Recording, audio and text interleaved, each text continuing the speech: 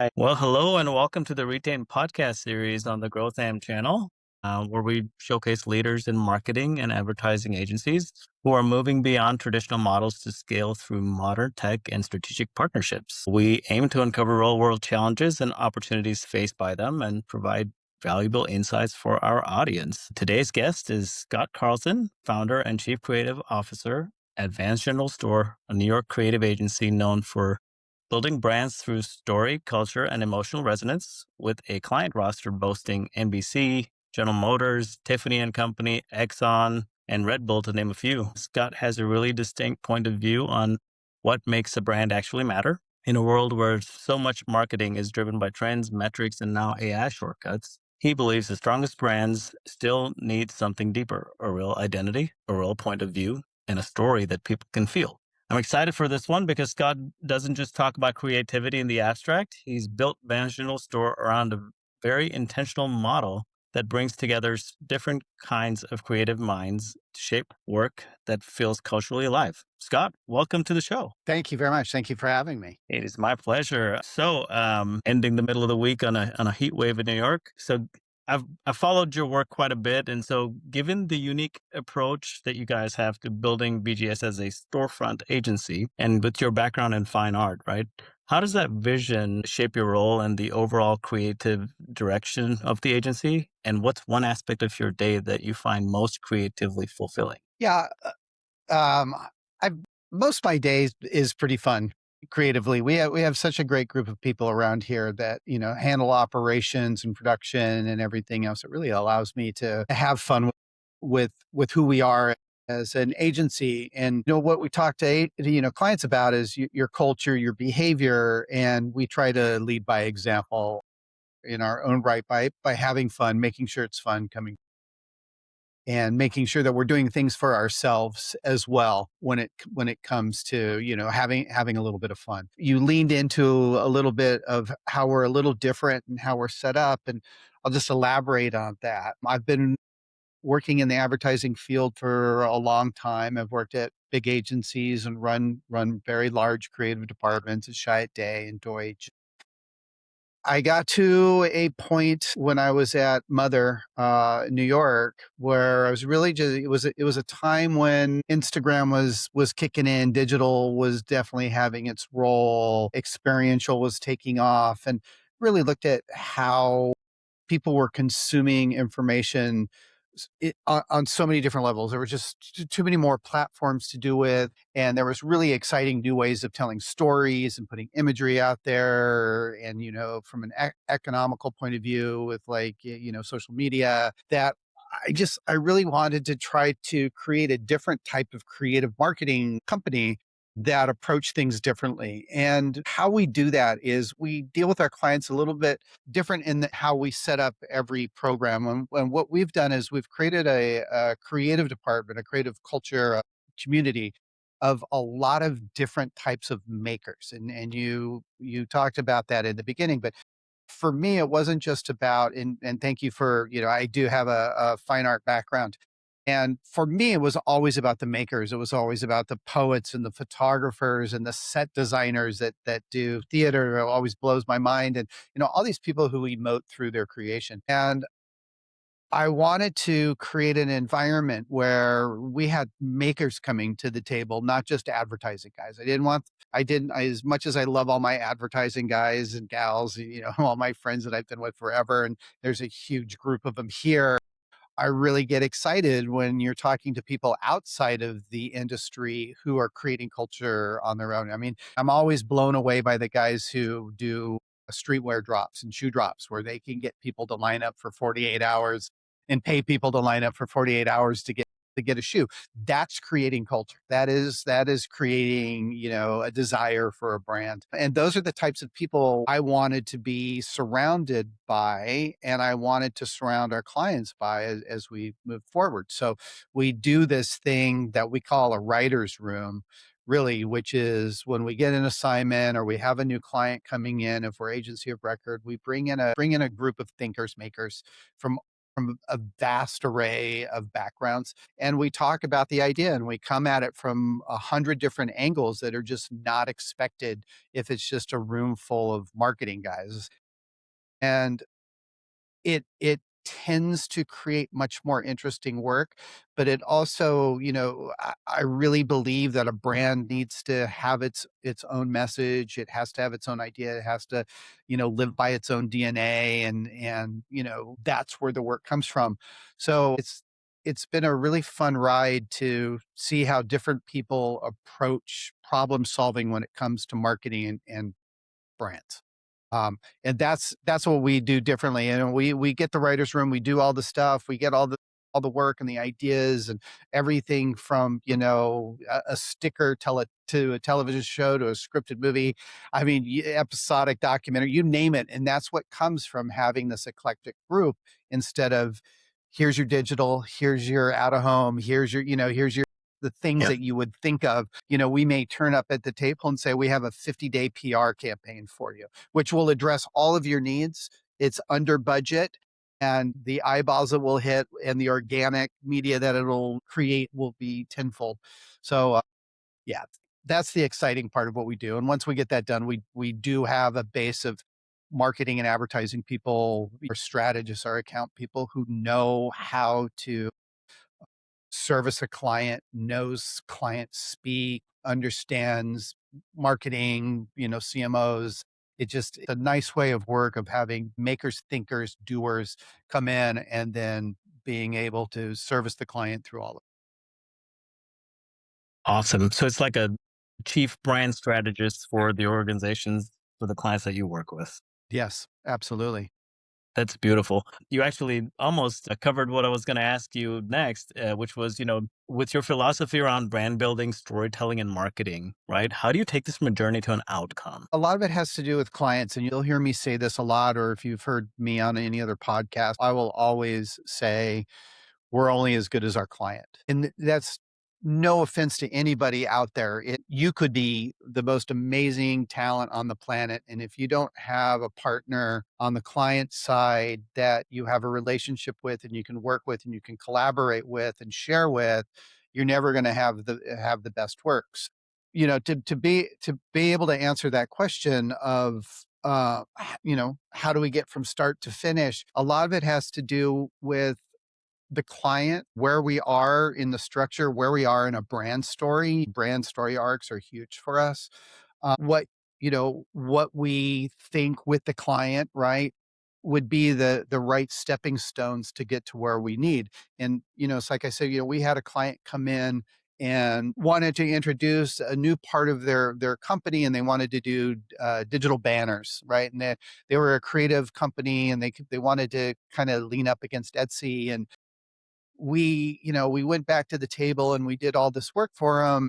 We did everything from using their boxes as social media pieces that consumers could play with and repost to we created 2 television shows for them that we shopped to A&E and Netflix and Hulu.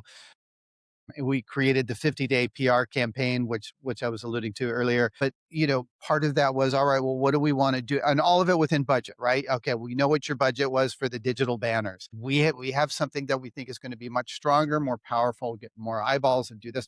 So we were able to ratchet down to get to the 50-day PR thing, which was a phenomenal turnout for them. And as we did that, we got into the unwrapping of the boxes so that you had a social media play for your consumers. And then from that, we went into the television shows and shopped them out. There's other things that were in the presentation that got, left off to the side because they weren't needed at the time, but they're there when that part of the story arc is ready for it. But that's how it gets from finish to end. It really is, let's look at this as a whole. Let's look at what the idea is, what the piece of communication is that needs to be made, and what is the best way to do this to actually reach the goals, which may not be the most expected. It may be we go out and do a bunch of digital banners, but in this case, we actually were able to come up with some ideas that made a lot more noise. And because it was a creative company, it was a creative communication platform instead of just doing a digital banner, right? It was like, look at what these guys did. And one of the things that we talk to clients about a lot is brand behavior. In this day and age where people are just slapping their brands on influencers and hiring celebrities and doing all that stuff, it's like people are watching how you behave. They're watching what you do as a brand. And if you are borrowing upon somebody else or you're just sticking yourself into an influencer, you're not really behaving as a brand that, a lot of people believe the honesty is coming from. And I think, this day and age, a brand being true and being honest is probably the best selling point that they have. Sure. Absolutely. When we talked previously, you mentioned sometimes you have a challenge with clients that are prioritizing quick wins over brand building. How do you navigate this tension and what strategies do you use to educate clients on the enduring value of a strong brand narrative? It really comes down to the relationship you have with the client. Being able to sit down and have that conversation, have that hard conversation to be about, I understand why you're doing this. I understand why you want this, but let's look at it through this lens, and check off some checkpoints, dot some I's, cross some T's, and see that we can get to where you want to go, but have a stronger foothold and a foundation at the end of this instead of the quick win, which will just put you back to step one, right? Once quick win is over, then where are you, right? Was your quick win based off of who you are, right? Like I hate to be the Apple guy in the room, but I was fortunate enough to be able to work on Apple in my career. And when you think about what Think Different did with the manifesto video and how it came out, that was planting a flag in the ground to say, this is the type of company we are. This is the type of consumer we're looking for. And we're a tool for your creativity, right? They didn't talk about we're the most amazing new, software, computer programmer. Like they leaned into who and what they were from a cultural standpoint. And look at who they are, right? And then I think there's other brands in that category that will go for the quick win of just announcing every single thing that the product does. I don't know if there's a brilliant video that was done years ago where it's like the Apple packaging compared to the Microsoft packaging. And it starts with the Apple box, and then there's a Microsoft box, and then the Microsoft guys think it's brilliant. But by the time the thing's over, there's not a single piece of white left on the Microsoft box because they want to just keep adding. But we have this and we do this and we do this. Again, those are Yes. those are good stories for, clients to remind them of, be who you are and stick to your guns and, Yeah, absolutely. And that's why even today, right? New iPhone comes out, the lines out the door around the block. And, what you said kind of hits home because when I moved from Yahoo to Google to do my searches, I always wondered why it was so simple. There was no embellishment on the page. It's very true to branding that they yes. were search engine first and everything else was later. So I can relate to, yeah, how do you get the core value of the brand conveyed by um, the products and the packaging and how you present those. So considering your emphasis on flesh and bones creativity, right? Yes. How do you see AI evolving as a support tool for agency like yours without compromising the human element of brand building? Yeah, AI is an amazing tool. It's here to stay. We're going to figure out how to use it in better, more interesting ways than the AI slop that's out there right now. To be honest, it's fun. It's a fun thing to play with. Have a Viking riding a polar bear, down a river. Just to give the prompts and to see Sure. these images come out and have a lot of fun with it. It really is a fun tool. You brought up flesh and bones. I mean, one of the things that we like to think about ourselves, and this is a new way for us to be talking about ourselves, mainly because of AI and the way we're built and the people that we are, and the whole group that's here. We're flesh and bones first. We're humanity driven. We're Most of the work we do has a strong emotional tie back to the product or to the consumer, and we try to make sure that we're looking at it from that place. We're trying to create culture where AI can't. At this point, it can't create culture because if it's not there yet, it doesn't have anything to work from, right? So we want to make sure that we are humanity driven, AI supported, and we use a lot of AI in efficiency as an efficiency tool. In operations, we do a lot of streamlining. We do a lot of production. We do a lot of content. We have a production, wing of the agency, that just focuses on stuff like that. AI has been a great tool. Honestly, over the years, in on the creative side of what Yeah. we do, we've always looked for inspiration in different things. There used to be this magazine that came out, the CA annual, and every creative person would go through the CA annuals. And then there was Google, and you can search for anything and you can get your inspiration. AI has for us, there's a way of playing with it in a sense to shortcut a lot of stuff. So a perfect example is we were looking for something to do a 70s typeface for somebody to develop. We're Sure.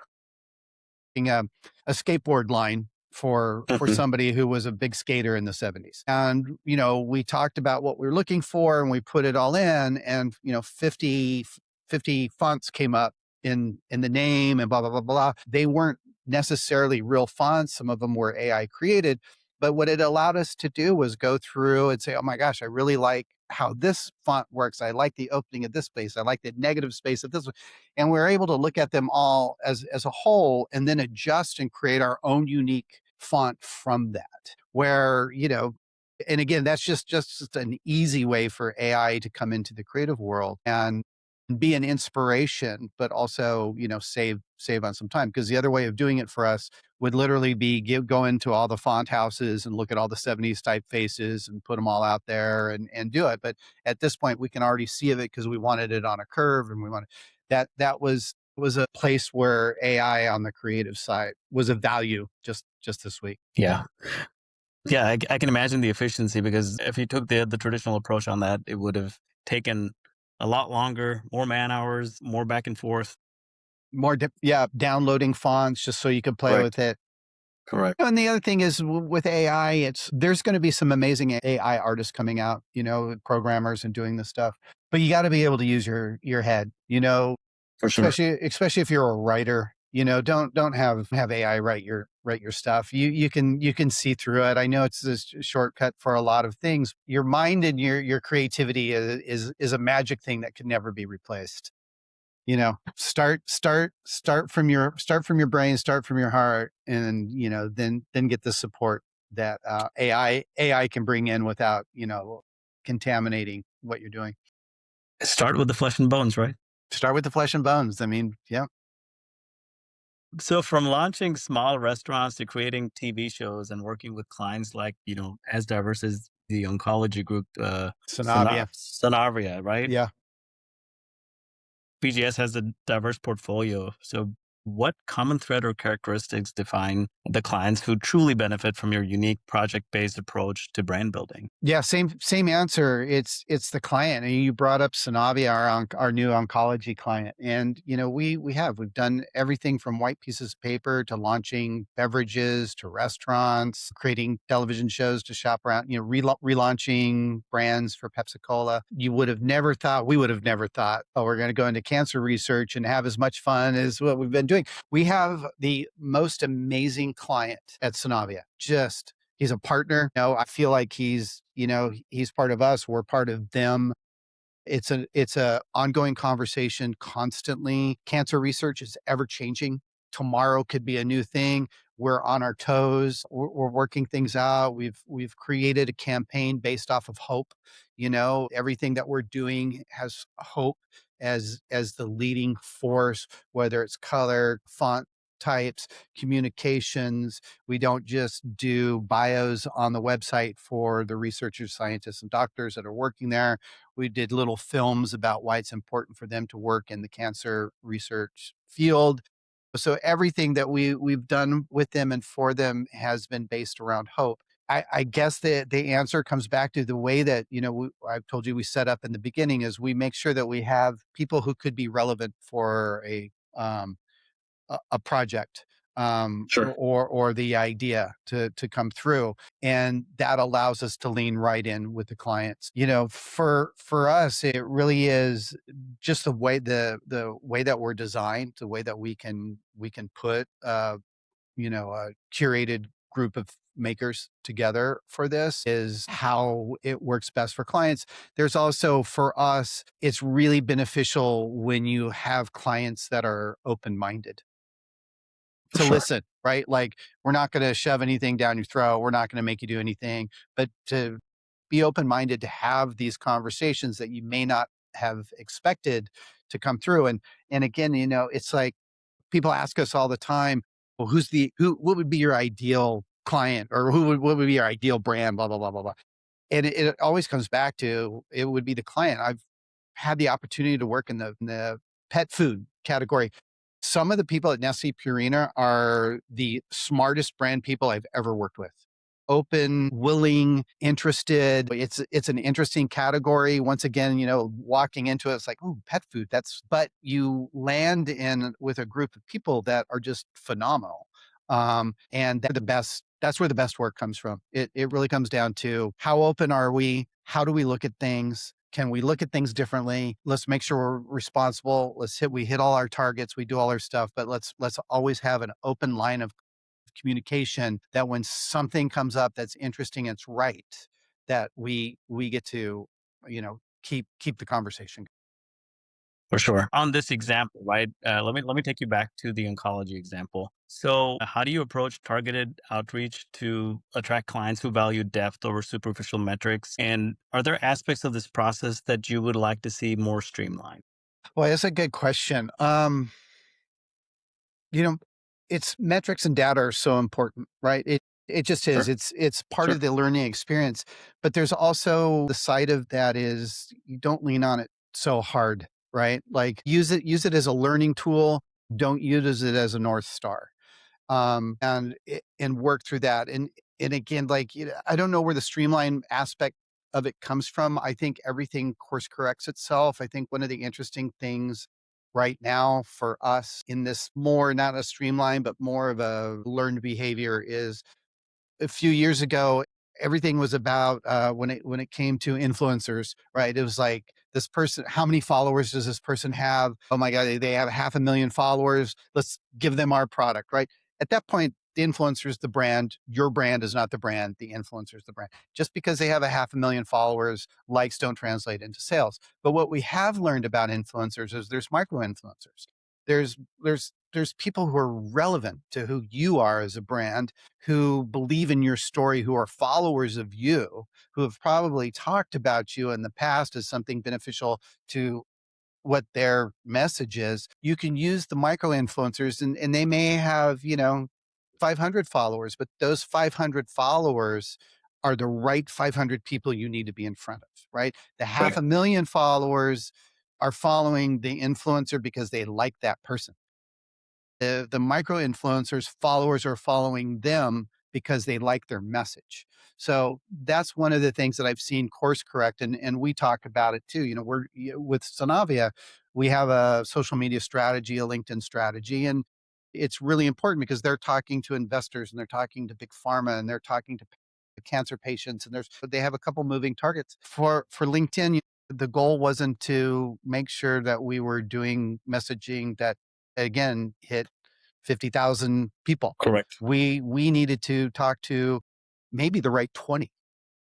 Exactly. Outside Exactly. of patients, you want to talk to all the patients, but as far as pharma and investors, you just want to hit the right people, right? So Correct. the focus on the strategy is, how do we get to the right people? And again, which is a little different than like the blanket, do all the tricks to get as many followers as humanly possible. This reminds me of the Chuck Wepner ad that you guys did for Cadillac.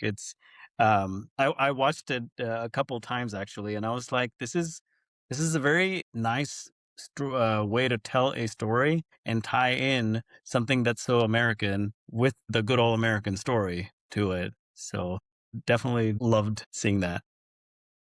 Yeah, that was a really fun project. Chuck was the inspiration for Rocky. He lasted to the end with Ali. It was when Cadillac was doing the Dare Greatly campaign, and Chuck Chuck dared greater than anybody to get in the ring with Ali. That was a fun project. But that's a perfect example of how our creative community works, because we were able to bring in Liev reached out. Liev does a lot of stuff on HBO Sports and boxing and documentaries and ESPN. And he just reached out, and he brought in a brilliant sports writer, and it just somebody who writes long format sports documentaries and sports projects. And it made doing the projects so much easier than having some of the advertising, copywriters take a stab at doing a long format docu-style storytelling piece where this was just it was immediate and it was done. Liev and Aaron Cohen, the writer, just got in a room together and it was over. It was over in like an hour. I was just like, wow, you guys like streamlined that and made that easy. Yeah.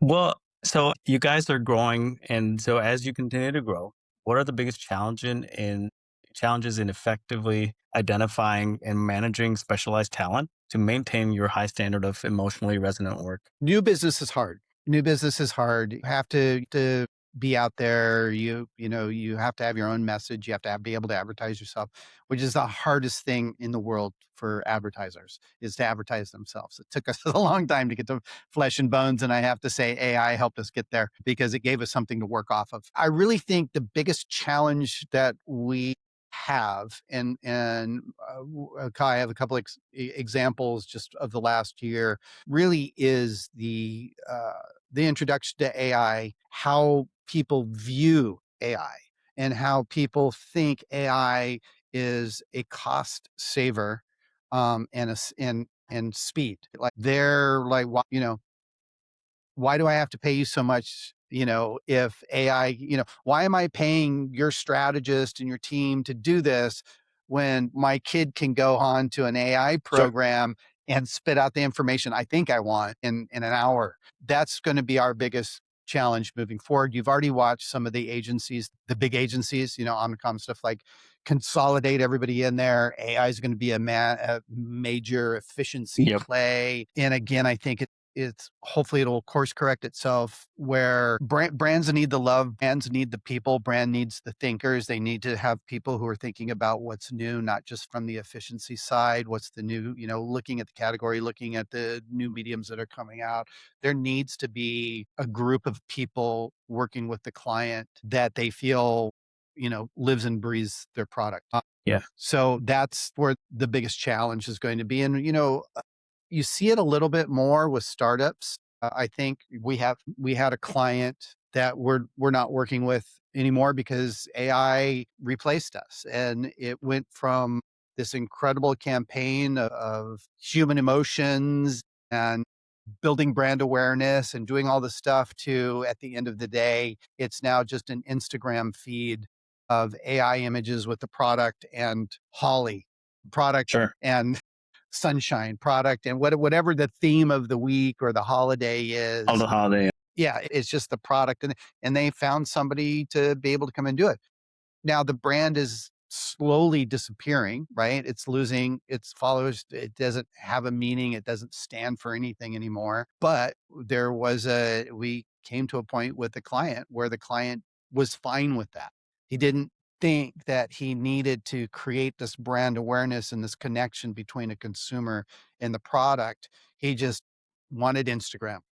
And when they figured out that they found somebody who could just do these fun AI things, that was the end of that conversation. So, of course, with your human first philosophy, if you could enhance VGS's operations to empower your creative teams, to go from that creative brief to the final resonating design quicker and more efficiently and with more options, right? Is that something that you guys have, uh, you know, already started working down the path, or is it something that is on the cards for the next pivot to efficiency while retaining the core values of the agency? Yeah, it's a little bit of everything, right? It's a little bit of, yes, we're in the midst of using a lot of it for efficiency, especially when it comes to production and managing everything that we have going on. Even the oncology thing's the easiest thing to talk about right now. Synavia, there's so many moving pieces, and there's, like I said, there's 3 different targets that we need to communicate with, and there's all different Sure. pieces. Ton Sure. from making models to lectures to branding to design. And on the operations side, there's a lot of AI that's being used from Jonathan, the CEO here, structuring, managing, and controlling everybody on the team because there's different groups of people who are doing different types of pieces on this, and it keeps us all whole and it keeps us in one place. There's a lot of, I don't know exactly what tools he's using, but there's a Yeah. lot of that that's already in Yeah. play. Okay. Awesome. Let's talk a little bit about long term vision, right? Are there any back end processes where you see that, smart automation could free up your team to focus more on big ideas while still prioritizing your creative output? Not a question for me, more of a question for the executive producers and operations. For me, I'm always curious and excited to see when new things come up and they bring it to the table and we get to apply them to certain things. For me, I haven't necessarily seen it yet, to be honest, because I'm more in the role of being at the beginning of the conversation, doing Sure. the creative. I'm more of the flesh and bone side of it before it gets into automation and it gets into Sure. efficiency. Once we are there, again, we have so many fingers going out right now with Snavia. It's almost invisible to me what these guys are doing and how they're using AI. For sure. So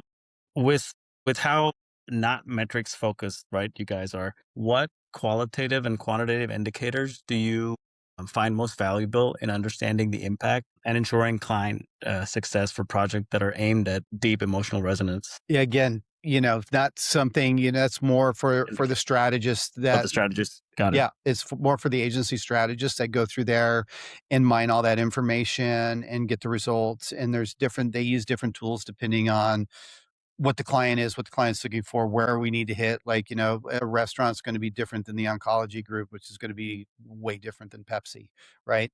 Got it.